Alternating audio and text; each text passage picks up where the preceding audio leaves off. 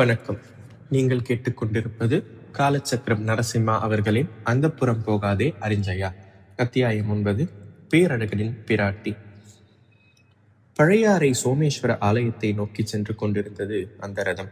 தேரோட்டியின் இருக்கையில் வீரமாதேவி அமர்ந்து மின்னல் வேகத்தில் அதே சமயம் லாவகமாக ரதத்தினை செலுத்தி கொண்டிருந்தாள். ரதத்தில் வெலவெலத்து போய் அமர்ந்திருந்தனர் வீரமாதேவியின் தோழிகளான கோகிலமும் சுடரொலியும்.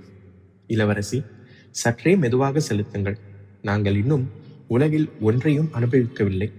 இனிமேல்தான் எங்கள் வாழ்க்கையை துவங்கப் போகிறோம். சற்றே கிண்டலாக கூறினாள் கோகிலம். வீரமாதேவி சிரித்தாள். நான் மட்டும் எதை அனுபவித்து விட்டேன்? நானும் உங்கள் வயதினில்தானே. கவலைப்படாதீர்கள். உங்களை பத்திரமாக பழையாறை ஆலயத்தில் சேர்ப்பித்து விடுகிறேன். இன்றைய பிரதோஷ ஆராதனையை நீங்கள் நிச்சயம் காண்பீர்கள் என்றபடி புறவிகளின் முதுகில் சாட்டையினால் அடித்து அவற்றின் வேகத்தை இன்னும் அதிகரித்தாள். சுடரொளி பயத்துடன் கோகிலத்தின் தோளினை பற்றி கொண்டாள். இளவரசி, நம்மை தொடர்ந்து வந்த காவலர்கள் பின்தங்கிவிட்டனர். தயை கூர்ந்து வேகத்தினை மட்டுப்படுத்துங்கள். ரதம் குடை சாய்ந்து விடப் போகிறது. சுடரொளி அலறினாள்.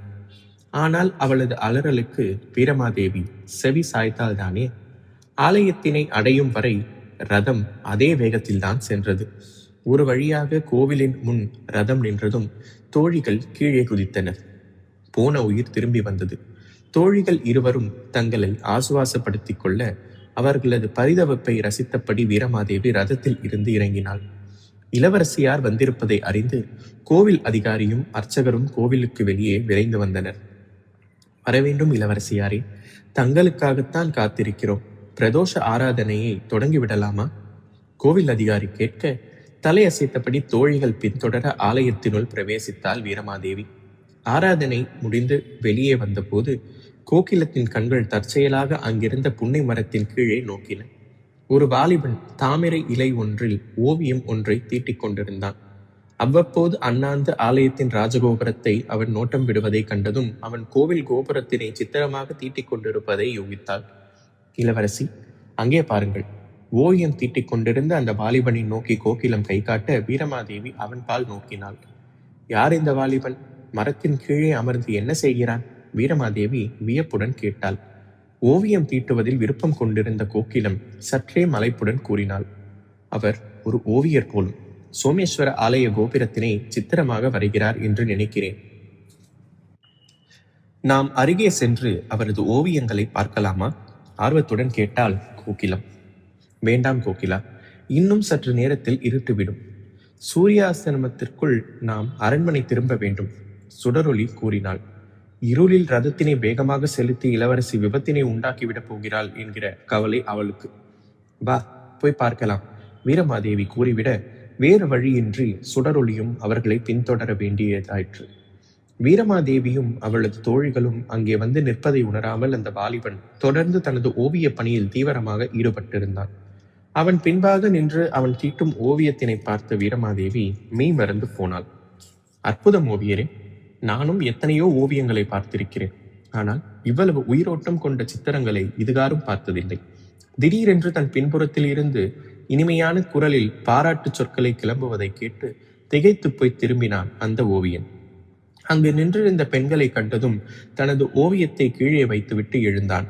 மன்னிக்கவும், தாங்கள் வந்து நின்றதை நான் கவனிக்கவில்லை. மும்மரமாக ஓவியத்தை தீட்டிக் கொண்டு இருந்து விட்டேன், அந்த வாலிபன் பணிவுடன் கூறினான். ஓவியரே, இவர் சோழ இளவரசி வீரமாதேவியார். தாங்கள் எந்த நாட்டிலிருந்து வந்திருக்கிறீர்கள்? நான் குந்தல நாட்டை சேர்ந்த ஓவியன்.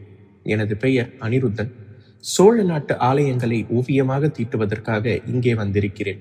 ஆதித்ய சோழனால் எழுப்பப்பட்ட சோமேஸ்வர ஆலயம் மிக அழகானது என்று கேள்விப்பட்டு இங்கே வந்திருக்கிறேன். மெய்தான், இந்த ஆலயத்தின் கோபுரம் கம்பீரமாக காணப்படுகிறது. இந்த அழகை எனது ஓவியத்தில் கொண்டு வர முடியுமா என்பது தெரியவில்லை, சற்றே கவலையுடன் சொன்னான் அந்த ஓவியன். இல்லை ஓவியரே, உங்கள் ஓவியத்தை கண்டதும் எங்கள் பழையாறை கோபுரம் இவ்வளவு அழகு வாய்ந்ததா என்று இன்னும் அதிகம் பெருமை கொள்ள வைக்கிறது. உங்கள் ஓவியம் மிகவும் சிறப்பாக உள்ளது என்பதில் ஐயமில்லை, வீரமாதேவி சொன்னாள். கோகிலம் அனிருத்தனை நெருங்கி அவன் தீட்டி வைத்திருந்த ஓவியங்களை கையில் எடுத்தாள். நீங்கள் ஆலயங்களை மட்டும்தான் ஓவியம் தீட்டுவீர்களா? அல்லது மனிதர்களையும் படம் வரைவீர்களா? அனிருத்தன் சிரித்தான். ஓவியக் கலைக்கு பெருமை சேர்க்கும் எதையும் நான் வரைவேன். ஏன், உங்கள் இளவரசியார் அனுமதித்தால் அவரை கூட ஓவியமாக வரைவேன். வீரமாதேவி தலையசைத்து மறுத்தாள். நன்றி ஓவியரே, ஆனால் எனக்கு அவ்வளவாக கலையில் ஆர்வமில்லை. வீர விளையாட்டுகளில் அதிக ஆர்வம் உள்ள நான் ஓவியர்களின் முன்பாக சிலையாக நின்று எனது பொன்னான காலத்தினை வீணடிக்க விரும்பவில்லை. வா கோகிலம், நாம் புறப்படலாம் என்றபடி அங்கிருந்து நடந்தாள். ஆனால் அனிருத்தன் ஓலை பெட்டி ஒன்றில் அடுக்கி வைத்திருந்த தாமரை இலை ஓவியங்களை ஒன்றின் பின் ஒன்றாக எடுத்து பார்க்க துவங்கியிருந்த கோகிலத்தின் செவிகளில் வீரமாதேவி அழைத்தது விழவில்லை. அவள் தொடர்ந்து ஓவியங்களை பார்த்து கொண்டிருந்தாள். கோகிலம், சுடரொளி மீண்டும் அழைத்தாள். அவளது அழைப்பினை சற்றும் லட்சியம் செய்யவில்லை கோகிலம். வீரமாதேவி ஆலயத்தின் நுழைவாயிலை அடைந்ததும் தற்செயலாக திரும்பி நோக்கினாள். கோகிலம் இன்னும் அந்த புன்னை மரத்தின் கீழேதான் நின்று கொண்டிருந்தாள். ஒரு குறிப்பிட்ட ஓவியத்தையே வெறித்து பார்த்து கொண்டிருந்தாள். கோகிலம், வீரமாதேவி அழைத்ததும் அவள் திரும்பி பார்க்கவில்லை. அவளது லட்சியத்தால் சற்றே சினம் கொண்ட வீரமாதேவி அவளை நோக்கி மீண்டும் நடந்தாள். எவ்வளவு முறை அழைப்பது கோகிலம்? வந்த இடத்திலுமா ஓவிய பித்து உன்னை பிடிக்க வேண்டும்? இப்பொழுது நீ புறப்படவில்லை என்றால் நான் பேசாமல் உன்னை இங்கேயே விட்டுவிட்டு போய்விடுவேன், எச்சரிக்கும் குரலில் வீரமாதேவி கூறினாள். இளவரசி, இந்த ஓவியத்தை பாருங்களேன். நீங்களும் என்னை போல் சிலையாக நின்று விடுவீர்கள். கோகிலம் அந்த தாமரை இலையை வீரமாதேவியிடம் நீட்டினாள். தேவையில்லை, உன் ஓவிய பித்து உன்னுடன் இருக்கட்டும் என்று தன்னை கடிந்தபடி நின்ற இளவரசியின் முன்பாக அந்த தாமரை இலை ஓவியத்தை நீட்டினாள் கோகிலம். 1000 மின்னல்கள் தன் உடலில் பாய்ந்ததைப் போன்ற ஒரு உணர்வு வீரமாதேவிக்கு ஏற்பட்டது. ஓவியத்தில் பேரழகுடன் விளங்கிய அந்த கட்டிலங்காலையின் உருவத்தை கண்டதும் கோகிலம் கூறியது போல் அந்த புன்னை மரத்தின் கீழ் சிலையாகத்தான் நின்று விட்டாள். அவளது ஆணவம் தெரிக்கும் பார்வை அந்த தாமரை இலையின் மீது படர்ந்ததும் அசையாமல் நின்று போயிற்று. அந்த கண்களில் இப்பொழுது ஆணவத்திற்கு பதிலாக ஒருவித பரவாசம் தோன்றியது. கோகிலத்தை கடிந்து கொண்டிருந்த அவளது செவ்வாயில் கடுமை மறைந்து புன்முறுவல் ஒன்று தென்பட்டது. அங்கனமே அந்த ஓவியத்தில் காணப்பட்ட வாலிபன் அந்த தாமரை இலையிலிருந்து எழுந்து வந்து வீரமாதேவியின் இதய தாமரையில் அமர்ந்து விட்டான். ஒன்றும் பேசத் தோன்றாமல் மௌனமாக அந்த ஓவியத்தையே நோக்கியபடி நின்றாள் வீரமாதேவி. ஏன் இளவரசி, என்னை இங்கேயே விட்டு சென்று விடுவதாக அச்சுறுத்தினீர்களே? நீங்கள் அந்த ஓவியத்தை விழுங்குவதை போல் பார்ப்பதை கண்டால் நீங்களே இங்கே தங்கிவிடுவீர்கள் போல் இருக்கிறதே. தன்னை கேலி செய்த கோகிலத்தை கோபத்துடன் பார்க்க முயன்ற வீரமாதேவி தோற்றுப்போனாள். முகத்தில் நாணம் பரவ கோகிலத்தின் கண்களை நோக்க முடியாமல் மீண்டும் ஓவியத்திலேயே ஆழ்ந்து போனாள். புரிகிறது இளவரசியாரே, இனி தோழியின் பணியை நான் செய்ய வேண்டியதுதான். ஓவியரே, இளவரசியாரின் கையில் இருக்கும் இந்த பேரழகன் தங்கள் கற்பனையில் உதித்த கதாபாத்திரமா, இல்லை இப்படி ஒரு மன்மதன் நில உழவில் வாழ்கிறானா? அனிருத்தன் ஒரு கணம் வீரமாதேவியின் கையில் இருந்த ஓவியத்தினை எட்டி பார்த்தான். ஓ, இந்த ஓவியமா? நான் வரைந்ததிலேயே மிகவும் அற்புதமானது. ஆனால் அந்த பெருமை என்னை சேராது. காரணம், அந்த ஓவியத்தில் காணப்படுபவர் உலகிலேயே பேரழகு. அவரது கம்பீரத்தை இந்த ஒரு சிறு தாமரை இலையில் காட்டிவிட முடியுமா என்ன? அனிருத்தன் கூறியதை கேட்டதும் குப்பென்று முகம் சிவந்தாள் வீரமாதேவி. இவ்வளவு பேரழகு வாய்ந்தவன் இவ்வுலகில் இருக்கிறானா என்ன? ஓவியரே, இந்த சுந்தரர் யார்? எங்கே இருக்கிறார்? நீர் அவரை நேராக பார்த்து வரைந்ததா இந்த ஓவியம்? இதயம் படபடக்க வீரமாதேவி அனிருத்தனை பார்த்தாள். ஆலய அர்ச்சகனை பார்த்து உனக்கு பூசனை செய்ய தெரியுமா என்று கேட்பது போல் உள்ளது இளவரசி தாங்கள் கேட்பது. குந்தல நாட்டு ஓவியனான எனக்கு எங்கள் இளவரசர் கோவிந்தனை காண்பதா பெரிய விஷயம்? அவர் அரண்மனைக்கு போகும் பொழுதும் வரும் பொழுதும் கண்டிருக்கிறேன். நான் கண்ட அவரது உருவத்தினை மனக்கண்ணில் நிறுத்தி இந்த ஓவியத்தை தீட்டியிருக்கிறேன். எங்கள் இளவரசர் கோவிந்தன் இந்த ஓவியத்தில் காணப்படுவதை விட இன்னும் அதிக அழகு கொண்டவர். ஓவியனின் குரலில் பெருமை பொங்கியது. குந்தல இளவரசனா? வீரமாதேவி பிரமித்தாள். ஆம் இளவரசி, குந்தல மன்னர் 3ஆம் இந்திரனுக்கு 2 மகன்கள்.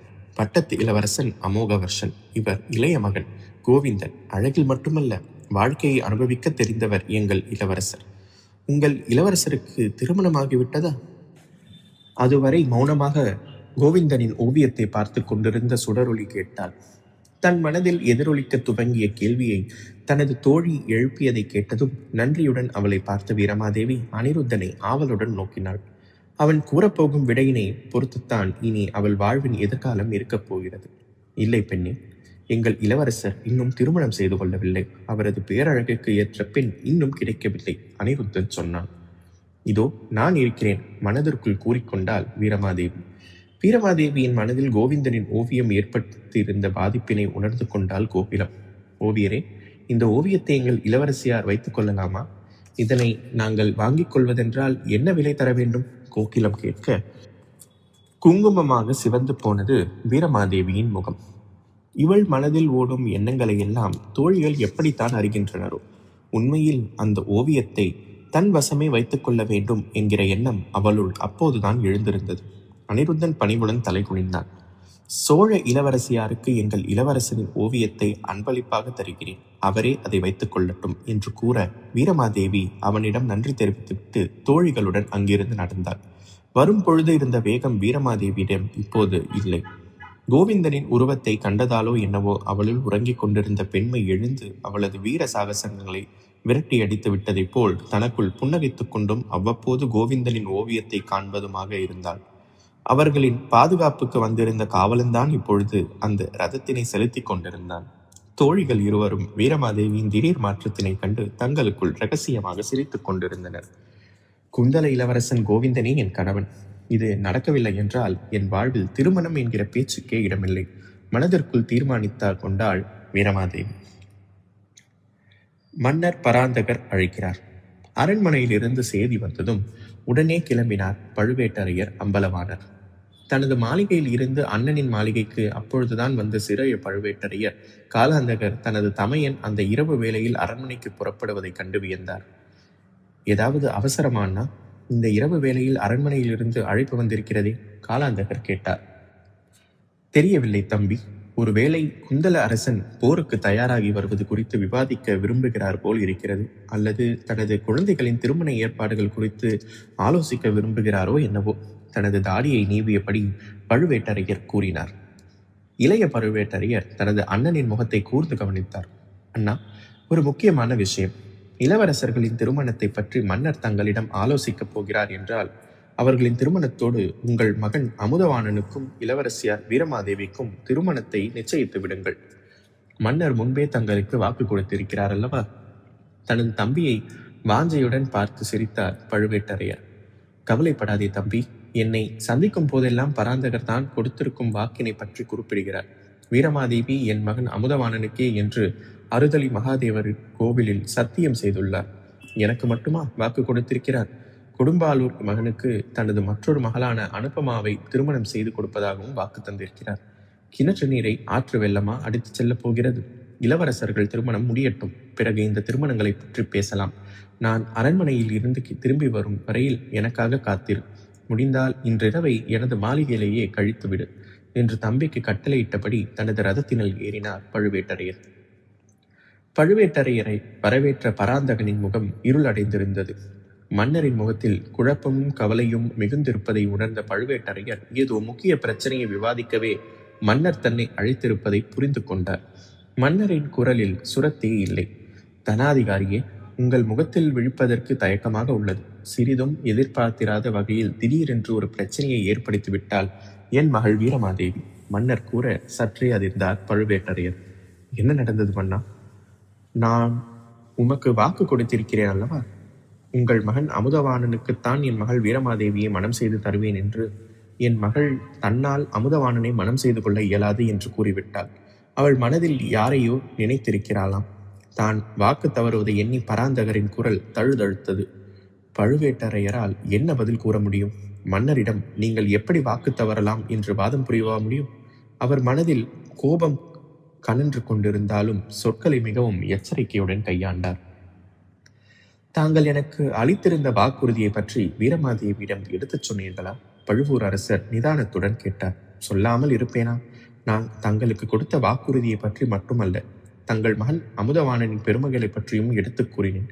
பிடிவாதமாக மறுத்துவிட்டாள். அவள் மனதில் வேறு ஒருவனை நாதனாக வரித்து விட்டதாகவும் கூறுகிறாள். தயக்கத்துடன் கூறினார் மன்னர். அரசே, நான் தங்களிடம் எவ்வித வாக்குறுதியையும் கேட்கவில்லை. வெள்ளூர் போரில் நான் எனது கடமையை ஆற்றி தங்களுக்கு வெற்றியினை ஈட்டிக் கொடுத்தேன். தாங்களாக எனது வீரத்தை புகழ்ந்து வீரமாதேவியை எனது மருமகளாக அழைக்கிறேன் என்று கூறினீர்கள். அப்பொழுது நான் தங்களிடம் எதற்கும் வீரமாதேவியின் கருத்தை அறிந்து கொள்ளுங்கள் என்ற போது தாங்கள்தான் என்னை இடைமறித்து அவள் சிறு பெண், நான் சொல்வதை கேட்பாள் என்றீர்கள். ஆனால் ஒன்றும் குடிமூழ்கி போய்விடவில்லை. இளவரசி யாரை மனதில் வரித்திருக்கின்றாரோ அவரையே மனம் செய்து தாருங்கள். பழுவேட்டரையரின் குரல் கசப்புணர்வு பிரதிபலித்ததை உணரத் தவறவில்லை பராந்தகர். பழுவூர் அரசே, என்னை மன்னித்து விடுங்கள். இந்த இக்கட்டான நிலைமைக்கு என்னை தள்ளி இருக்கிறாள் எனது மகள் வீரமாதேவி. அவளது பிடிவாதம் நம் நாடறிந்ததுதானே? பராந்தகர் சொன்னார். மன்னிப்பு என்கிற சொற்கள் எல்லாம் நமக்கிடையே தேவையில்லை அரசே. நீர் மன்னர், உமது கட்டளைகளை நிறைவேற்றும் தனாதிகாரி நான். நீர் வாக்கு தவறுகிறோம் என்கிற குற்ற உணர்வு ஏதும் இல்லாமல் நாட்டிற்கு எது நல்லதோ அதனை செய்யுங்கள். இளவரசியார் யாரை விரும்புகிறாரோ அவருக்கே மனம் செய்து தாருங்கள். ராஜாதித்யனுக்கு குந்தவையை பெண் கேட்டு சாளுக்கியம் சென்றது போல் வீரமாதேவியின் திருமண பேச்சிலும் எனது பங்கு முழுமையாக இருக்கும். உண்மை பற்றி எனக்கு தெரியாதா தனாதிகாரியே? என் கவலை அதுவல்ல. வீரமாதேவியின் ஆசைகள் விபரீதமாக போய்க் கொண்டிருக்கின்றன. அவள் மனதில் யாரை நாதனாக வரித்திருக்கிறாள் என்பது தெரிந்தால் நீங்கள் அதிர்ச்சி கொள்வீர்கள். பராந்தகன் தொடர்ந்து எப்படி பேசுவது என்று தவிப்பது பழுவேட்டரையருக்கு தெரிந்தது. அப்படி யாரை நம் இளவரசியார் மனதில் வரித்திருக்கிறார்? பழுவேட்டரையர் வியப்புடன் கேட்டார். என்னை ஒழித்து கட்ட யார் சூளுரைத்து இருக்கின்றானோ, என்னை அரியணையில் இருந்து இறக்கி எனது பெரிய தாயின் மகன் கன்னரதேவனை அரியணையில் அமர்த்துவேன் என்று யார் சபதம் செய்திருக்கிறானோ, அந்த குந்தல மன்னன் இந்திரனின் மகன் கோவிந்தனைத்தான் மணந்து கொள்வேன் என்று அடம் பிடிக்கிறாள் வீரமாதேவி. என்ன? பழுவேட்டரையருக்கு ஏற்பட்ட அதிர்ச்சியில் தன்னையும் அறியாமல் இருக்கையில் இருந்து எழுந்து விட்டார். ஆம் தனாதிகாரியே, அந்த கோவிந்தனைத்தான் மனம் செய்து கொள்வேன் என்று ஒற்றை காலில் நிற்கிறாள் எனது மகள். எனக்கு என்ன சொல்வது என்றே தெரியவில்லை. மன்னர் புலம்பினார். நமக்கு எதிராக இந்திரன் படைகளை திரட்டி கொண்டிருப்பதை இளவரசியார் அறிவாரா? பழுவேட்டரையர் கேட்டார். நானே அவளிடம் கூறினேன். படையெடுத்து வரும் எதிரியிடம் எப்படி திருமண பேச்சை எடுப்பது என்று கேட்டேன். திருமண பேச்சினை துவக்கினால் தன்னால் போர் நின்றுவிடும் என்று எதிர்வாதம் செய்கிறாள். அவளுக்கு தெரிவை ஏற்படுத்த என்னால் இயலவில்லை. பராந்தகன் சொன்னான். பழுவேட்டரையரின் குரலில் சினம் கொப்பளித்தது. எனது வாழ்நாளில் நான் கேட்டிராத வேடிக்கை. போர் பேரிகை கொட்டும் மன்னனிடம் போர் முழக்கம் வேண்டாம், திருமண இசை ஒலிக்கட்டும் என்று சோழ நாடு கேட்டால் அதைவிட அவமானம் வேறு தேவையே இல்லை மன்னா.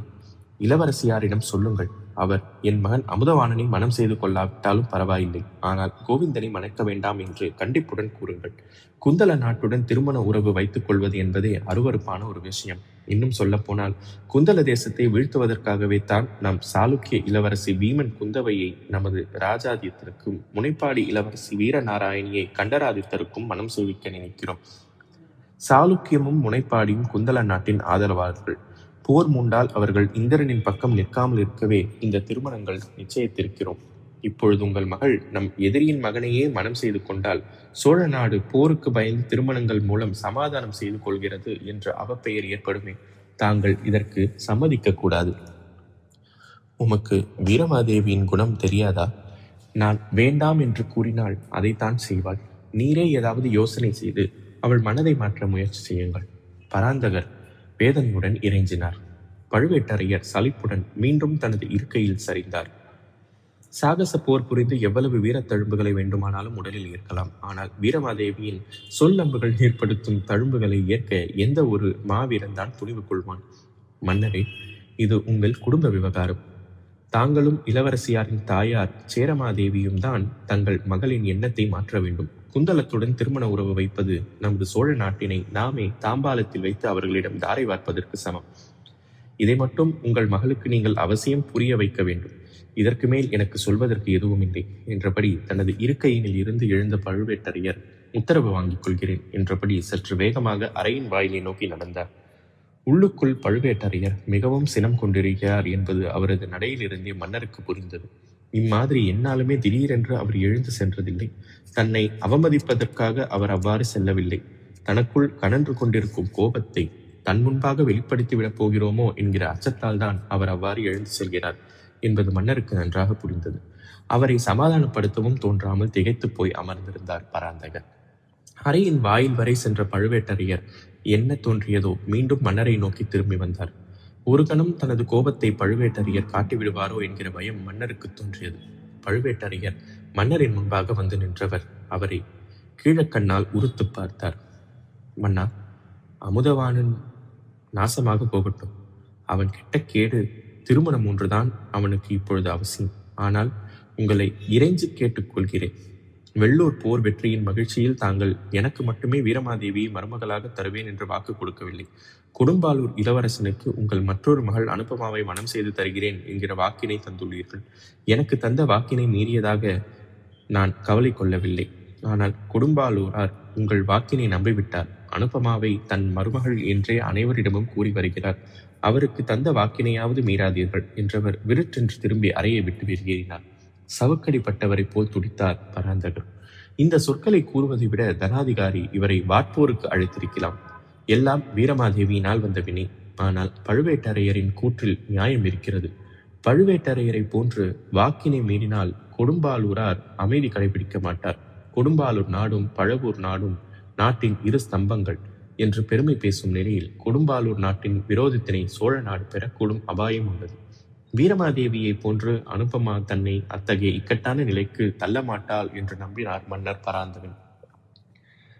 அதே சமயம் கோவிந்தனை அடைவது எப்படி என்று வீரமாதேவியும் ராஜாதித்யனின் தளபதி வெள்ளங்குமரனை மனைப்பது எப்படி என்று அனுபமாவும் தீவிரமாக யோசித்துக் கொண்டிருந்தனர். இறுதியில் இருவருக்குமே ஒரே மாதிரியான யோசனை ஏற்பட்டது. தனது தாய் சேரமாதேவியின் செல்ல மகனான அரிஞ்சயன் மூலம் தந்தை பராந்தகனை பணிய வைத்து கோவிந்தனை மணாளனாக அடைய வேண்டும் என்று வீரமாதேவி தீர்மானித்தாள். பட்டத்து இளவரசனும் வெள்ளங்குமரனின் உயிர் தோழனுமாகிய தனது அண்ணன் ராஜாதித்யன் மூலம் வெள்ளங்குமரனின் மனதை மாற்றி அவனை கைப்பிடிக்க முடிவு செய்தால் அனுபமா. சாளுக்கிய இளவரசி பீமன் குந்தவையை பழுவேட்டரையர் தனக்கு நிச்சயித்து வந்திருப்பதாக தாய் கோக்கிழநாடிகள் கூறிய பொழுது ராஜாதித்யன் அதிர்ந்து போனான். தனக்கு உரியவளை முன்பே நிச்சயித்து அவளுடன் சரசமாடியும் வரும் நிலையில் இப்பொழுது பீமன் குந்தவையை எப்படி ஏற்பது என்று திகைத்து நின்றான். அமைச்சர் காளிங்கராயர் முனைப்பாடி நாட்டிற்கு சென்று இளவரசி வீரநாராயணியை தனக்கு நிச்சயித்து வந்திருப்பதாக செவியுற்ற கண்டராதித்தனும் கொதித்து போனான்.